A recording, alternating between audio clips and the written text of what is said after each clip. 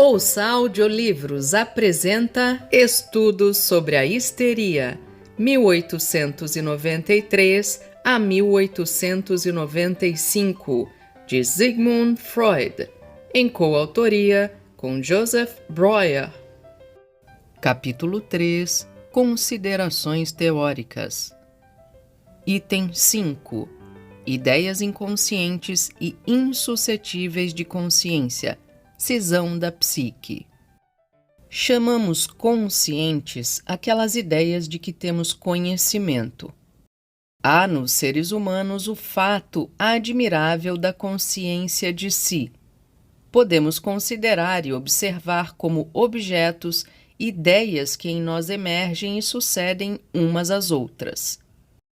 Isso não acontece sempre, visto que raramente há ensejo para a autoobservação. Mas é uma faculdade própria de todo ser humano, pois qualquer um diz, pensei isso e aquilo. Chamamos conscientes aquelas ideias que observamos como vivas em nós, ou observaríamos se nelas atentássemos. Elas são em cada momento muito poucas, e se, além delas, outras estão presentes, devemos chamá-las ideias inconscientes. Advogar a existência de ideias presentes, mas inconscientes ou subconscientes, não parece mais necessário. São fatos da vida cotidiana. Quando me esqueço de fazer uma visita médica, sinto uma viva inquietação. Sei por experiência o que significa essa sensação, um esquecimento. Em vão examino minhas lembranças sem encontrar a causa, até que, de repente, em geral horas depois, ela me acorre à consciência. Mas por todo o tempo estou inquieto. Assim, a ideia dessa visita está sempre ativa e, portanto, sempre existe, mas não na consciência. Um homem atarefado teve um aborrecimento de manhã. Seu trabalho o absorve por completo. Durante a atividade, seu pensamento consciente está inteiramente ocupado e ele não pensa em sua contrariedade. Mas suas decisões são influenciadas por ela e ele bem pode dizer não quando habitualmente diria sim. Logo, apesar de tudo, a lembrança está ativa e, portanto, existe. Uma grande parte do que chamamos estado de espírito provém dessa fonte, de ideias que existem e atuam abaixo do limiar da consciência. Sim, todo o nosso modo de vida é permanentemente influenciado por ideias subconscientes.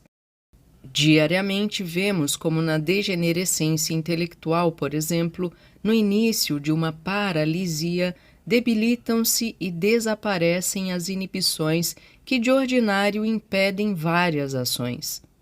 Mas o paralítico que agora conta anedotas obscenas diante de mulheres não foi impedido de fazê-lo em seus dias de sanidade pela lembrança e pela reflexão conscientes. Ele o evitou instintivamente e automaticamente, isto é, foi impedido de fazê-lo por ideias despertadas pelo impulso para tal ação, mas que permaneciam abaixo do limiar da consciência e, não obstante, inibiam o impulso. Toda a atividade intuitiva é dirigida por ideias que são em grande parte subconscientes. Só as ideias mais claras, mais fortes, são percebidas pela consciência de si, enquanto a grande massa de ideias presentes, porém mais fracas, permanece inconsciente. A objeção feita à existência e à efetividade das ideias inconscientes parece, em grande parte, sutileza de palavras. Por certo, ideia é uma palavra própria da terminologia do pensamento consciente e ideia inconsciente, por conseguinte, uma expressão contraditória. Mas o processo psíquico subjacente à ideia é o mesmo em conteúdo e forma, ainda que não em quantidade. Quer a ideia transponha o limiar da consciência, quer permaneça abaixo dele. Bastaria criar um termo como, digamos, substrato ideativo para evitar a contradição e escapar a essa crítica. Assim, parece não existir, em princípio, nenhum obstáculo para reconhecermos também ideias inconscientes como causas de fenômenos patológicos. Mas, ao nos aprofundarmos da matéria, outras dificuldades surgem. De modo geral, quando a intensidade das ideias inconscientes aumenta, elas penetram por si mesmas na consciência. Elas só permanecem inconscientes se a intensidade é reduzida.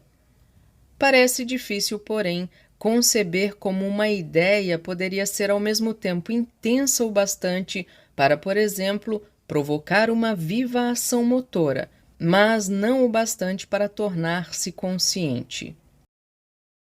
Já mencionei pouco antes um ponto de vista que talvez não devesse ser logo descartado. A clareza de nossas ideias e, portanto, sua capacidade de serem observadas pela consciência, de serem conscientes, é condicionada também pelo sentimento de prazer ou desprazer que despertam por seu valor afetivo. Quando uma ideia desencadeia de imediato uma viva consequência somática, a excitação se escoa pela via então implicada, a partir da qual, habitualmente, ela se propagaria no cérebro, mas precisamente porque tem consequências físicas, por se ter efetuado uma conversão de seu montante de estímulo psíquico em somático, ela perde a clareza, que não fora isso, a distinguiria no fluxo das ideias, ela se perde entre as outras. Tomemos, por exemplo, uma pessoa que experimentou um afeto violento durante a refeição e não abreagiu. Mais tarde, ao tentar comer, sobrevêm-lhe embrulhos e vômitos que lhe parecem sintomas puramente corporais. Por muito tempo persistem os vômitos histéricos, que desaparecem depois que na hipnose o afeto se renova, é relatado e o doente reage a isso. Sem dúvida, a tentativa de comer evocava sempre aquela lembrança, desencadeando o ato de vomitar. Mas a lembrança não assoma claramente à consciência, pois está então desprovida de afeto, enquanto os vômitos absorvem inteiramente a atenção. Pode-se conceber que, por essa razão, algumas ideias que desencadeiam fenômenos histéricos não podem ser reconhecidas como causas dos mesmos. Mas tal desconhecimento das ideias, tornadas sem afeto por terem sido convertidas, não pode de modo algum explicar em outros casos o fato de não entrarem na consciência complexos de ideias em nada desprovidos de afeto. Em nossos casos clínicos são apresentados vários exemplos disso. Em tais doentes, a regra é que a modificação de humor, a ansiedade, a irritabilidade colérica, a tristeza, precedam o aparecimento do sintoma somático ou sigam-se imediatamente a ele, para se intensificarem até que a resolução ocorra por meio de uma expressão verbal ou até que afeto e fenômenos somáticos pouco a pouco voltem a desaparecer. No primeiro caso, a qualidade do afeto se torna sempre inteiramente compreensível, ainda que sua intensidade deva aparecer. À pessoa sadia e após a resolução, até ao próprio doente, completamente desproporcional.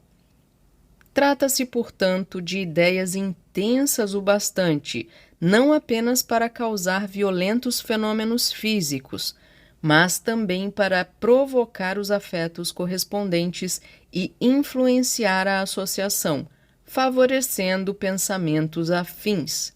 E não obstante, para permanecerem elas próprias fora da consciência. É necessária a hipnose, como nos casos clínicos 1 e 2, ou a mais árdua busca com o auxílio intenso do médico, casos 4 e 5, para trazê-las à consciência. Chamemos tais ideias que são, embora presentes, inconscientes, não em virtude de sua vivacidade relativamente mais fraca, mas apesar de sua grande intensidade, de ideias insuscetíveis de consciência. A existência dessas ideias insuscetíveis de consciência é patológica. No indivíduo são, todas as ideias que podem se tornar presentes também penetram no inconsciente quando sua intensidade é suficiente. Em nossos doentes, encontramos lado a lado o grande complexo de ideias suscetíveis de consciência e um complexo menor de ideias insuscetíveis de consciência. Neles, portanto, o campo da atividade psíquica ideativa não coincide com a consciência potencial. Esta é mais restrita que aquele. A atividade psíquica ideativa se decompõe aqui em consciente e inconsciente. As ideias em suscetíveis de consciência e não suscetíveis de consciência. Portanto, não podemos falar de uma cisão da consciência, mas sim de uma cisão da psique. Inversamente, essas ideias subconscientes não podem ser influenciadas e corrigidas pelo pensamento consciente. Trata-se muitas vezes de vivências que desde então se tornaram sem conteúdo, receio de incidentes que não aconteceram, pavor que se desfez em risos ou alegria após o salvamento. Esses desdobramentos tiram a lembrança, no que toca ao pensamento consciente, toda a afetividade. A ideia subconsciente que provoca fenômenos somáticos permanece inteiramente intocada por eles. Seja-me permitido apresentar mais um exemplo. Uma jovem mulher esteve por algum tempo vivamente preocupada com o destino de sua irmã mais nova. Sob o efeito dessa aflição, seu período menstrual, normalmente irregular, prolongou-se por 2 semanas. Sobreveio uma algesia do hipogástrio esquerdo e por 2 vezes, voltando a si de um desmaio, a paciente encontrou-se rígida sobre o chão. A isso seguiu-se uma ovarialgia do lado esquerdo, com sinais de uma grave peritonite. A ausência de febre e contratura da perna esquerda e das costas levaram à identificação da doença como pseudoperitonite e quando alguns anos mais tarde a paciente faleceu e foi autopsiada, verificou-se apenas uma pequena degeneração cística dos 2 ovários, sem vestígios de uma peritonite anterior. Os sintomas graves aos poucos desapareceram, remanescendo a ovarialgia, uma contratura dos músculos das costas, de modo que o tronco ficava rígido como uma viga, e a contratura da perna esquerda. Esta última foi eliminada por sugestão direta na hipnose. A contratura das costas permaneceu imune à influência. Entre mentes, o caso da irmã tinha se arranjado completamente e toda a apreensão desaparecera. Mas os fenômenos histéricos que só podiam haver se originado dele permaneceram inalterados. Parecia razoável supor que se tratava de modificações da inervação tornadas autônomas e não mais ligadas à ideia motivadora. Mas quando na hipnose a paciente foi obrigada a contar toda a história até seu adoecimento de peritonite, o que fez de muito mau grado, logo depois sentou-se ereta na cama, sem auxílio, e a contratura das costas desapareceu para sempre. A ovarialgia, cuja origem primeira era certamente mais antiga, permaneceu inalterada. Portanto, ao longo de meses, a ideia patológica de angústia havia persistido efetivamente viva e fora inteiramente refratária a qualquer correção pelos acontecimentos. Ora, se temos de reconhecer a existência de complexo de ideias que jamais penetram na consciência desperta e não são influenciados pelo pensamento consciente, já admitimos com isso, mesmo para histerias tão simples como as que acabamos de descrever, a cisão da psique em duas partes relativamente independentes. Não afirmo que tudo a que chamamos histérico tenha por fundamento e condição tal cisão, mas que aquela cisão da atividade psíquica, que nos casos clássicos conhecidos é tão evidente na forma de double conscience, existe de maneira rudimentar em toda a grande histeria e que a capacidade e tendência para essa dissociação é o fenômeno fundamental dessa neurose. Mas antes de entrarmos na discussão desses fenômenos, devo acrescentar ainda uma observação com respeito às ideias inconscientes que provocam manifestações somáticas.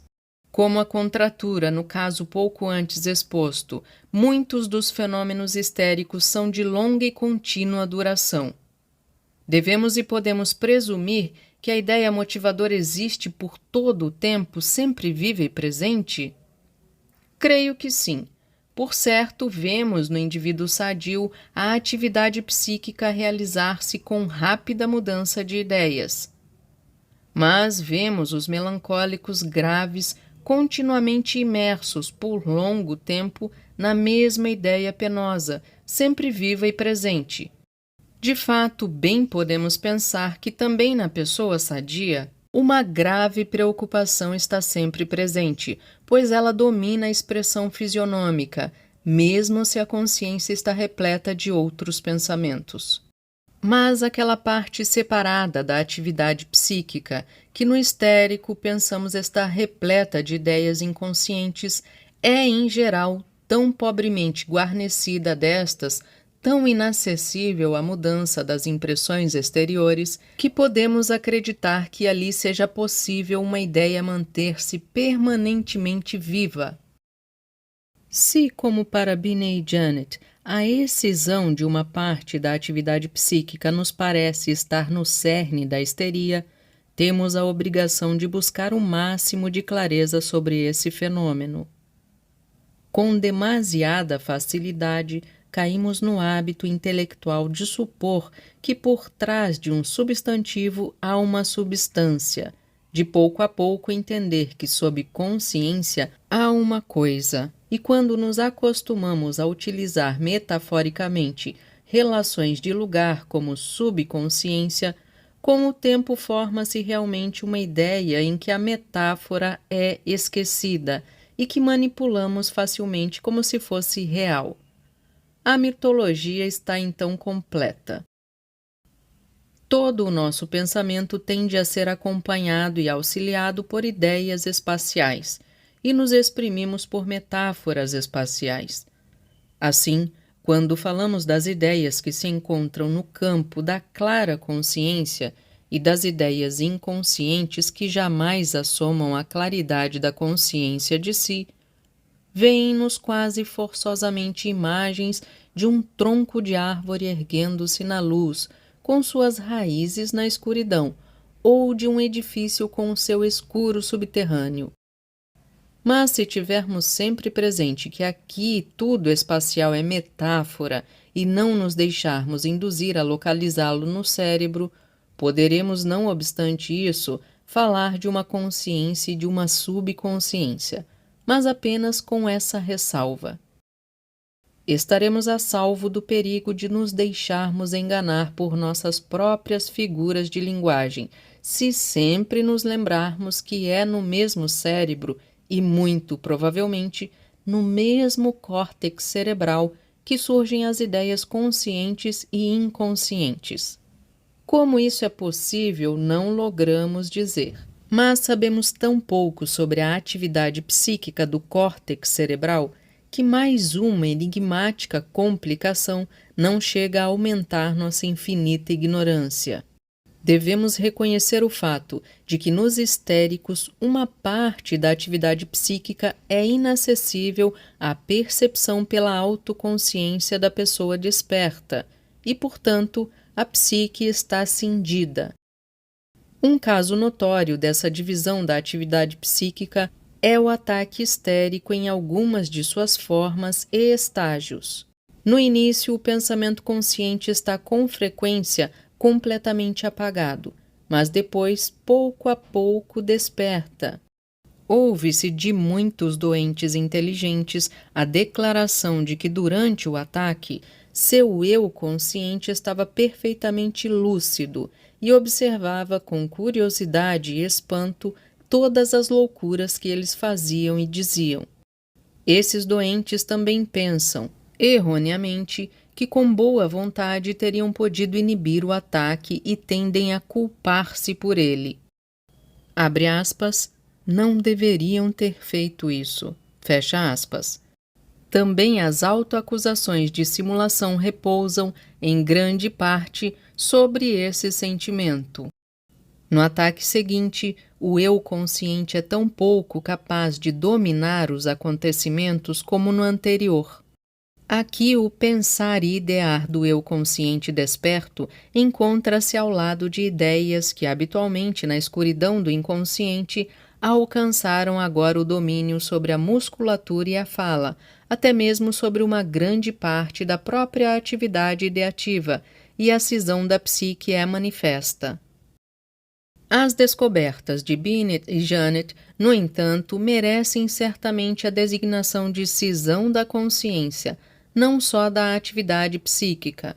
Como se sabe, esses observadores conseguiram entrar em contato com o subconsciente de seus doentes, com aquela parte da atividade psíquica de que o eu consciente desperto nada sabe. E nela comprovaram, em alguns casos, a existência de todas as funções psíquicas, inclusive a autoconsciência. Pois ali se acha a lembrança de processos psíquicos anteriores.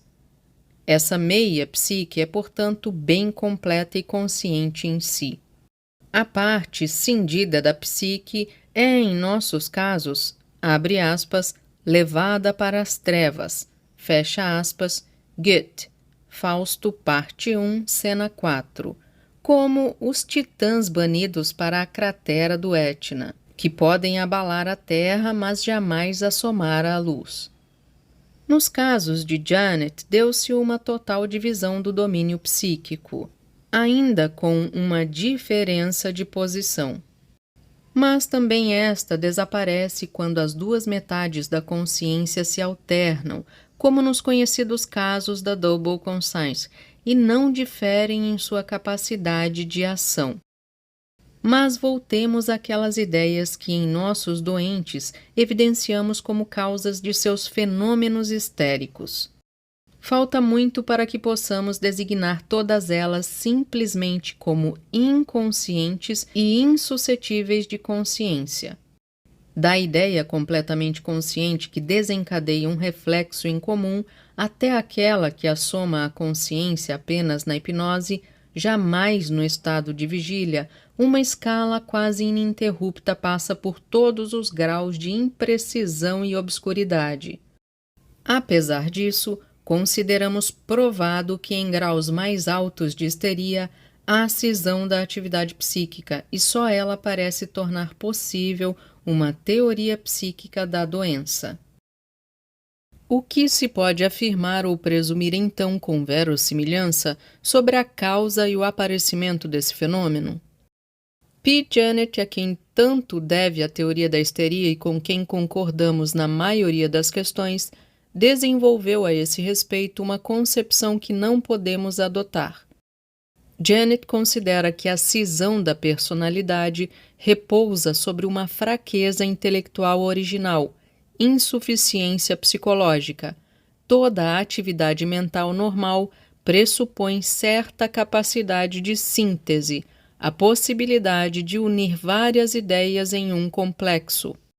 A fusão das várias percepções sensoriais em um quadro do ambiente já seria uma atividade sintética desse tipo. Essa função da psique nos histéricos estaria bem abaixo do normal. Uma pessoa normal, se sua atenção está dirigida ao máximo para um ponto, por exemplo, para a percepção através de determinado sentido, perderia temporariamente a capacidade de perceber impressões dos outros sentidos, isto é, de admiti-las no pensamento consciente. É o que aconteceria nos histéricos, sem qualquer concentração particular da atenção. Ao perceber qualquer coisa, tornam-se inacessíveis a outras percepções sensoriais. Nem mesmo seriam capazes de aprender em conjunto as impressões de um único sentido. Podem, por exemplo, perceber apenas as impressões táteis de uma metade do corpo. As da outra metade chegam ao centro, são utilizadas para a coordenação dos movimentos, mas não percebidas. Tais indivíduos são hemianestésicos. Nas pessoas normais, uma ideia chama à consciência por associação um grande número de outras, que se relacionam com a primeira, favorecendo-a, por exemplo, ou obstruindo-a, e apenas ideias maximamente vivas são de tal modo fortes que as associações permanecem abaixo do limiar da consciência. É o que sempre acontece nos histéricos. Cada ideia se apropria de toda a reduzida atividade mental. Isso condiciona a extraordinária afetividade dos doentes. Janet designa essa particularidade da psique dos histéricos como estreitamento do campo da consciência, por analogia com o estreitamento do campo visual. As impressões sensoriais não percebidas e as ideias despertadas, mas que não entraram na consciência, geralmente se apagam sem maiores consequências. Às vezes, porém, agregam-se e formam complexos, a camada psíquica subtraída à consciência, a subconsciência. A histeria baseada essencialmente nessa cisão da psique é uma doença de fraqueza e por isso desenvolve-se com mais facilidade quando outras influências enfraquecedoras atuam sobre a psique originalmente fraca, ou grandes exigências lhes são colocadas, diante das quais a força mental mostra-se ainda mais reduzida. Nessa exposição das concepções de Janet, já se encontra também sua resposta à importante questão sobre a predisposição à histeria, sobre os tipos histéricos. A expressão é tomada no mesmo sentido em que se fala de um tipos fitísicos, entendendo por isso o tórax longo e delgado, o coração pequeno e etc. Janet considera determinada forma de fraqueza mental congênita como predisposição à histeria. Em contraposição a ele, gostaríamos de formular brevemente a seguir nosso ponto de vista. A cisão da consciência não ocorre porque os doentes são fracos da mente. Os doentes parecem fracos da mente porque sua atividade psíquica está dividida e apenas uma parte de seu potencial se acha disponível para o pensamento consciente. Não podemos considerar a fraqueza mental como tipos histéricos como essência da predisposição à histeria. Um exemplo pode elucidar o que queremos dizer com a primeira afirmação. Podemos observar muitas vezes numa de nossas doentes, Sra. Cassilieme, a seguinte evolução.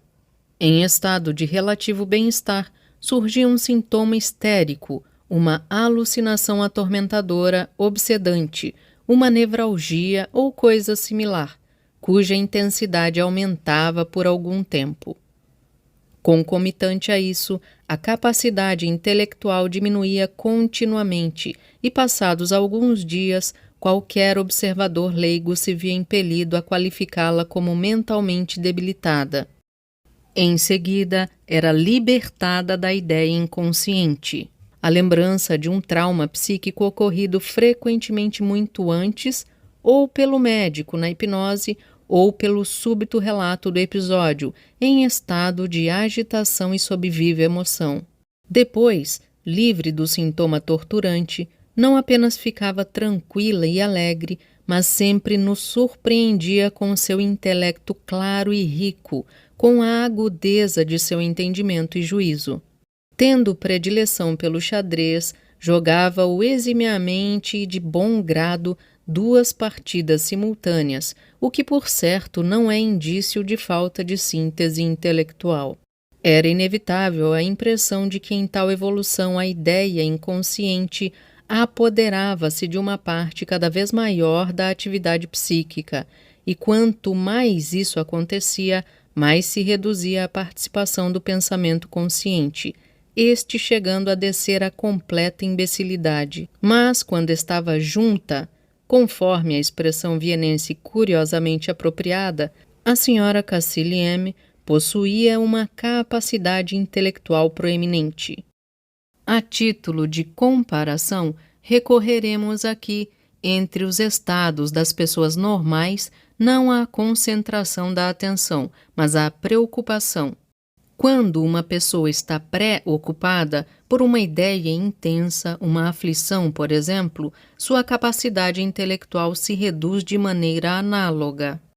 Todo observador está sob a influência preponderante de seus objetos de observação, e estaríamos inclinados a crer que a concepção de Janet formou-se essencialmente no estudo aprofundado daqueles histéricos fracos de mente, que estão no hospital ou no asilo, porque em virtude de sua doença e consequente fraqueza mental, não conseguiram afirmar-se na vida. Nossa observação de que histéricos cultos nos impõem uma opinião essencialmente diversa a respeito de sua psique. Acreditamos que se pode encontrar entre os histéricos pessoas de excepcional clareza de espírito, da mais forte vontade, do mais firme caráter e do mais crítico juízo. Nenhum grau de dom psíquico efetivo de valor é excluído pela histeria, mesmo que em virtude da doença seu desempenho real se torne com frequência impossível. Com efeito, a padroeira da histeria, Santa Teresa, foi uma mulher genial e da maior competência prática. Mas também é certo que nenhum grau de tolice, ineficiência e apatia protege da histeria. Mesmo se não levamos em conta o que é apenas consequência da doença, temos de reconhecer como frequente o tipo do histérico mentalmente debilitado. Mas ainda aqui não se trata de estupidez tórpida, fleumática, e sim de um grau demasiado alto de mobilidade intelectual, que torna ineficiente. Tratarei adiante a questão da predisposição originária. Aqui deve-se apenas constatar que é inaceitável a opinião de Janet de que uma fraqueza mental está na base da histeria e da cisão psíquica. Contrariamente ao ponto de vista de Janet, penso que em grande número de casos, uma atividade psíquica excessiva, a coexistência habitual de duas séries de ideias heterogêneas, está na base da desagregação. Não raro se chamou a atenção para o fato de que, com frequência, não apenas agimos mecanicamente, enquanto em nosso pensamento consciente fluem sequências de ideias que nada têm em comum com nossa atividade, mas também somos capazes de operações psíquicas indubitáveis enquanto nossos pensamentos estão ocupados a lures, como, por exemplo, quando lemos em voz alta, corretamente e com a entonação apropriada, e em seguida, porém, não sabemos absolutamente o que acabamos de ler.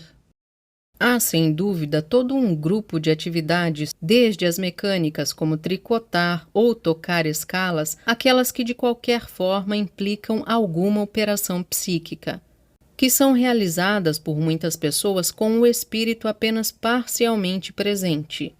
Em particular, por aquelas que, tendo grande vivacidade, martirizam-se numa ocupação monótona, simples e sem atrativos, e que, a princípio, de modo francamente intencional, buscam se entreter pensando em outra coisa. O teatro particular de Ana ou no caso clínico 1. Um outro caso, entretanto análogo, ocorre quando uma interessante série de ideias, proveniente de leituras, teatro, etc., se impõe e rompe no pensamento. Essa intrusão é ainda mais enérgica quando a série de ideias adventícias é fortemente realçada de afeto, na forma de aflição, de saudade apaixonada. Dá-se então acima aludido estado da preocupação, o qual, porém, não impede muitas pessoas de realizar operações de moderada complexidade. As relações sociais obrigam frequentemente a tais duplicações, mesmo de um pensamento intensivo, por exemplo, quando uma mulher em terrível aflição ou apaixonada agitação cumpre seus deveres sociais e as funções de anfitriã amável. Todos nós conseguimos realizar ações menores dessa natureza em nossa profissão, mas a observação de si parece também mostrar a cada um que o grupo de ideias afetivas não é despertado de quando em quando por associação, mas está presente na psique de modo permanentemente atual, entrando na consciência quando esta não é requisitada por alguma viva impressão exterior ou ato de vontade.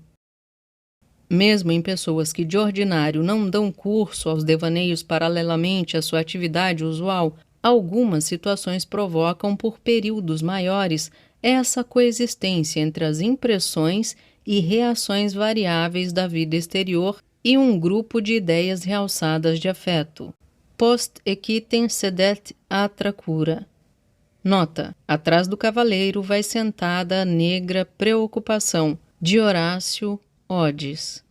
Tais situações são, sobretudo, os cuidados com as pessoas doentes queridas e a inclinação amorosa. A experiência demonstra que os cuidados com os doentes e o afeto sexual também desempenham um papel principal na maioria dos casos clínicos de pessoas histéricas analisados mais profundamente. Suponho que a duplicação da capacidade psíquica seja habitual ou provocada por situações de vida carregadas de afeto, predispõe essencialmente à verdadeira cisão patológica da psique. Ela passa para esta quando as duas séries de ideias coexistentes deixam de ter conteúdo da mesma natureza, quando uma delas contém ideias insuscetíveis de consciência, as repelidas e aquelas provenientes de estados hipnoides. A confluência das duas correntes temporariamente separadas, que na pessoa sadia sempre volta a se realizar, torna-se então impossível e um campo dissociado de atividades psíquicas inconsciente se estabelece de modo permanente. Essa cisão histérica da psique é em relação ao duplo eu do indivíduo são, como o estado hipnoide em relação ao devaneio normal. Aqui é a amnésia que determina a qualidade patológica e, no primeiro caso, a impossibilidade de as ideias se tornarem conscientes. A história clínica 1 de Anna O, a qual sempre tenho de voltar, propicia uma visão clara desse processo. A jovem em perfeita saúde tinha o hábito de dar curso à sequência de ideias fantásticas, paralelamente às suas ocupações. Numa situação favorável à auto-hipnose, o afeto de angústia penetra no devaneio e cria um estado hipnoide, para o qual há amnésia. Isso se repete em diversas oportunidades, e seu conteúdo ideativo torna-se cada vez mais rico, mas ainda alterna com o estado de pensamento desperto inteiramente normal. Após 4 meses, o estado hipnoide se apodera totalmente da doente. Ao confluírem os diferentes ataques, forma-se um état de mal, que é o estado mórbido caracterizado pelas sucessões de crises ou pela prolongação de uma crise sem retorno ao normal, uma histeria aguda de extrema gravidade. Depois de se prolongar por vários meses em diversas formas, período sonâmbulo, esse estado é bruscamente interrompido, mas sempre alterna com o comportamento psíquico normal. Também neste, porém, persistem os fenômenos somáticos e psíquicos, dos quais sabemos que repousam em ideias do estado hipnoide: contratura, hemianestesia, modificação da fala. Isso prova que, mesmo durante o comportamento normal, o complexo ideativo do estado hipnoide, a subconsciência, está presente, que a cisão da psique perdura. Não posso aduzir um segundo exemplo de tal evolução. Creio, porém, que este lança alguma luz sobre a formação da neurose traumática. Nesta, o estado hipnoide de pavor se repete nos primeiros dias subsequentes ao acidente, com a lembrança deste. Enquanto isso ocorre com frequência crescente, sua intensidade diminui de tal maneira que ele não mais alterna com o pensamento desperto, apenas existe ao seu lado. Torna-se então contínuo e os sintomas somáticos, que antes só apareciam no ataque de pavor, adquirem existência permanente. Mas posso apenas presumir que assim aconteça, pois não analisei nenhum caso desse tipo. As observações e análises de Freud provam que a cisão da psique também pode ser causada pela defesa, pelo afastamento voluntário da consciência relativamente às ideias penosas, mas apenas em algumas pessoas, a quem por isso devemos atribuir uma peculiaridade psíquica. Em pessoas normais, a repressão de tais ideias ou é bem-sucedida e elas desaparecem totalmente, ou fracassa e sempre voltam a emergir na consciência. Em que consiste essa peculiaridade, não sei dizer. Arrisco apenas a suposição de que o auxílio do estado hipnoide é necessário quando, por meio da defesa, não só ideias convertidas isoladas devem tornar-se inconscientes, mas uma verdadeira cisão da psique deve se consumar. A auto-hipnose cria, por assim dizer, o espaço, o campo da atividade psíquica inconsciente, para dentro do qual são impelidas as ideias rechaçadas. Mas, seja como for, temos de reconhecer o fato do significado patogênico da defesa. Porém, não creio que com os processos discutidos, apenas em parte compreensíveis, a gênese da cisão psíquica esteja sequer aproximadamente esgotada.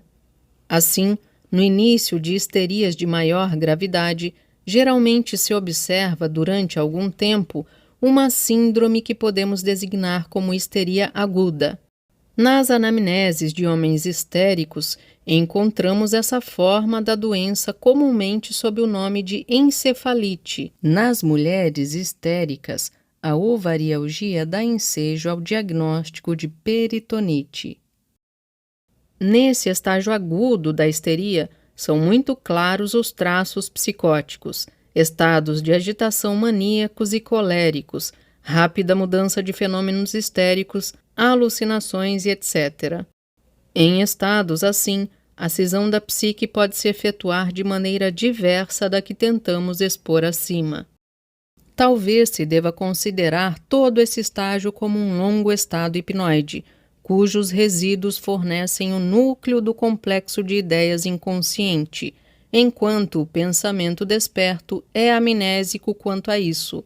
Como as condições de formação de tal histeria aguda, na maioria dos casos, nos são desconhecidas, não ouso considerar o processo ocorrido em Ana Oh como universalmente válido. Esta seria, ao contrário das antes discutidas, outra espécie de cisão psíquica que podemos chamar de irracional. E assim, ainda existirão certamente outras formas desse processo que terão escapado ao jovem conhecimento psicológico.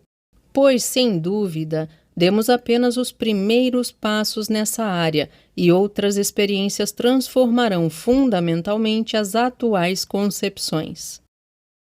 Perguntemo-nos agora o que o conhecimento da cisão psíquica, adquirido nos últimos anos, trouxe para a compreensão da histeria. Parece ser grande e relevante o aporte. Esse conhecimento permite relacionar sintomas puramente somáticos na aparência a ideias que, no entanto, não se pode encontrar na consciência dos doentes. Seria supérfluo abordar mais uma vez esse ponto. Ele ensinou a compreender o ataque, ao menos em parte, como uma operação do complexo de ideias inconscientes, Charcot. Mas também esclarece algumas das particularidades psíquicas da histeria, e esse ponto talvez mereça uma discussão mais aprofundada. É certo que as ideias inconscientes nunca, ou raramente e com dificuldade, entram no pensamento desperto, mas o influenciam. Em primeiro lugar, por seus efeitos, quando, por exemplo, o doente é atormentado por uma alucinação inteiramente incompreensível e sem sentido, cujo significado e motivação se esclarecem na hipnose. Depois, elas influenciam a associação, tornando certas ideias mais vivas do que seriam sem esse reforço proveniente do inconsciente.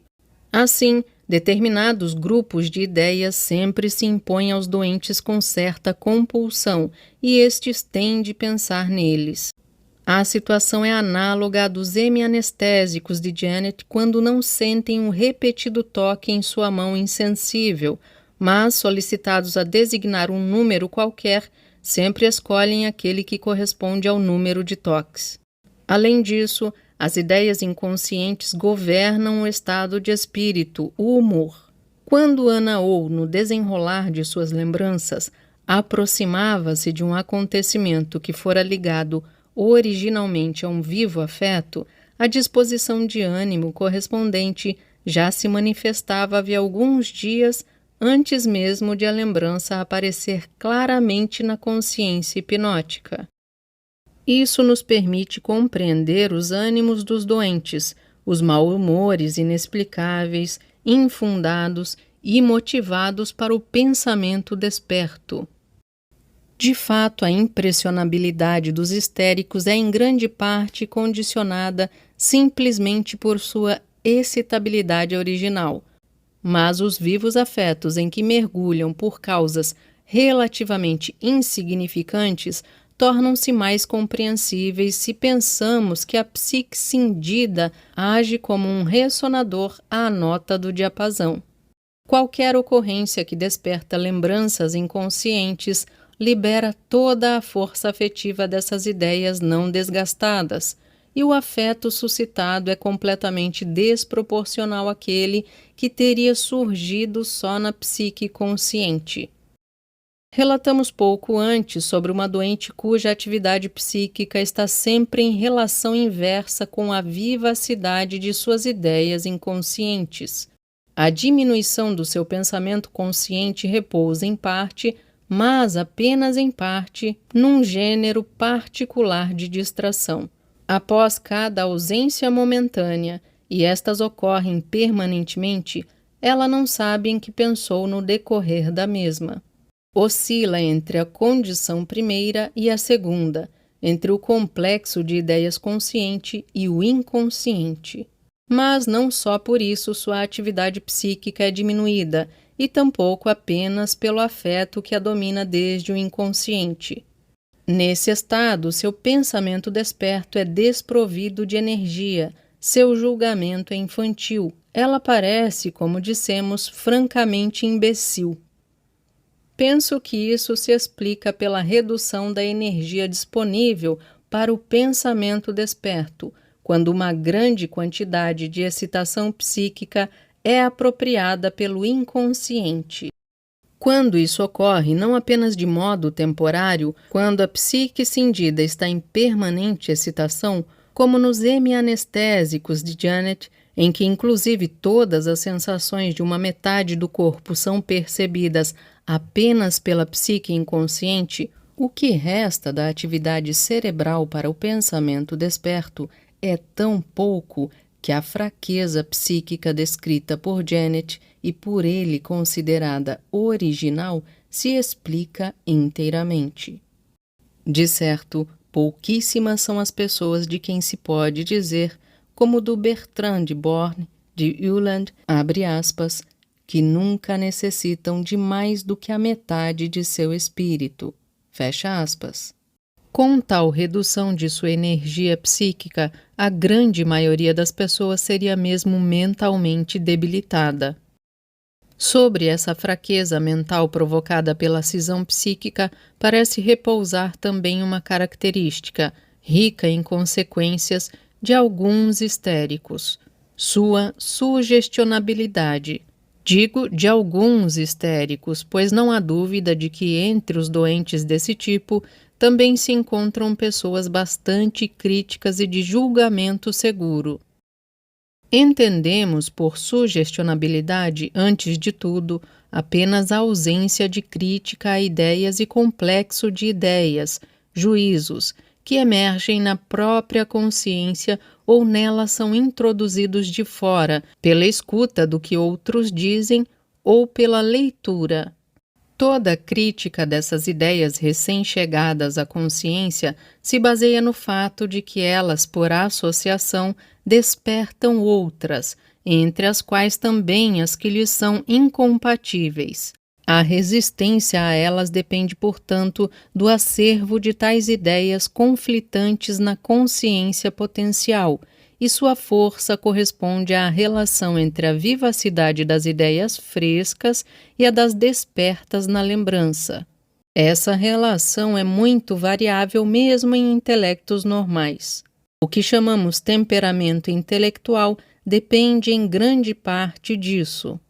O sanguíneo, que sempre se encanta com novas pessoas e coisas, é assim certamente porque a intensidade de suas imagens mnemônicas em comparação com a das novas impressões, é menor do que na pessoa mais tranquila, fleumática. Em estados patológicos, o predomínio de ideias frescas e a falta de resistência a elas crescem à proporção que o número de imagens mnemônicas despertas diminui, ou seja, quanto mais fraca e pobre é a associação. É o que já acontece no sono e no sonho, na hipnose, em cada redução da energia mental, enquanto esta também não prejudica a vivacidade das novas ideias.